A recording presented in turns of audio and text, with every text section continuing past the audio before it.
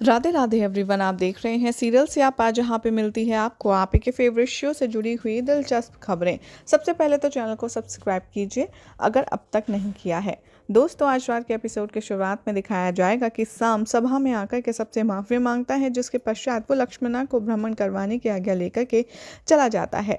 सब लोग उसे देखकर इतने खुश हो रहे होते हैं, लेकिन जब लक्ष्मणा के साथ में साम जा रहा होता है, श्री कृष्ण कहते हुए नजर आते हैं कि जब अंत निकट होता है तब बुद्धि मारी जाती है। ये कहकर के वो चले जाते हैं। बलराम दाऊ समझ नहीं पाते कि आखिर कृष्ण ऐसा क्यों कह गए।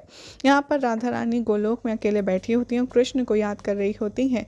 तभी वो देखती हैं कि कमल की हर एक पंखड़ी में से कृष्ण कृष्ण की आवाज़ आती है। जैसे ही वो छूती हैं, उनकी 8 सखियाँ वहाँ पर प्रकट हो जाती हैं और कहती हैं कि जैसे तुम वहाँ मृत्युलोक में रुक्मिणी को कृष्ण के देखभाल के लिए छोड़कर आई हो, ठीक वैसे ही कृष्ण ने हमें तुम्हारी देखभाल के लिए भेजा है।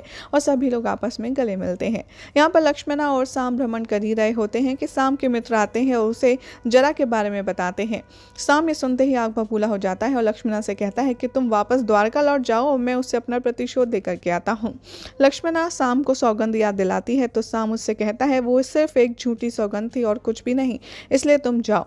ये सब कुछ देखकर राधा रानी काफी ज्यादा उदास होती हैं कि सामने झूठी सौगंध खाई है। यहाँ पर जरा आखेट कर रहा होता है और उसे बहुत ही सुंदर हिरन नजर आता है और वो सोचता है कि क्यों ना वो ये खूबसूरत हिरन श्री कृष्ण को भेंट करे और उसका आखेट करे। लेकिन साम ये सब देखता है और हिरन को भगा देता है, जिसकी वजह से जरा उस पर वार नहीं कर पाता। और फिर साम अपने मित्रों के साथ मिलकर जरा का मजाक उड़ाता है और कहता है कि तुम तो आखेट करने के योग्य भी नहीं हो।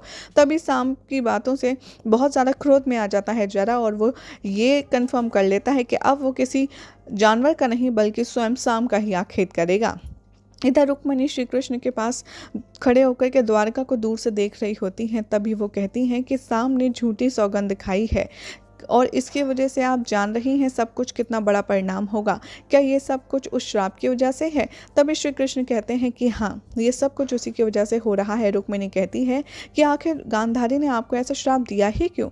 तभी श्री कृष्ण कहते हैं कि यही नियति है और अब वो सारे साल पूरे हो गए हैं, जिसके पश्चात जो ये श्राप था उसे फलना था और अब ये फलना शुरू हो रहा है, इसलिए यही नियति है और इसका कोई कुछ नहीं बिगाड़ सकता। जो होना है वो होकर रहेगा। और यही सब सुनकर कि रुक्मिणी काफ़ी ज़्यादा दुखी हो जाती हैं। यही हो जाएगा आज रात के एपिसोड का, जिसके बाद कल क्या होगा आपको बताएंगे नेक्स्ट रिपोर्ट में। ऐसे ही मज़ेदार अपडेट्स के लिए चैनल को सब्सक्राइब कीजिए, वीडियो को लाइक शेयर करना ना भूलें।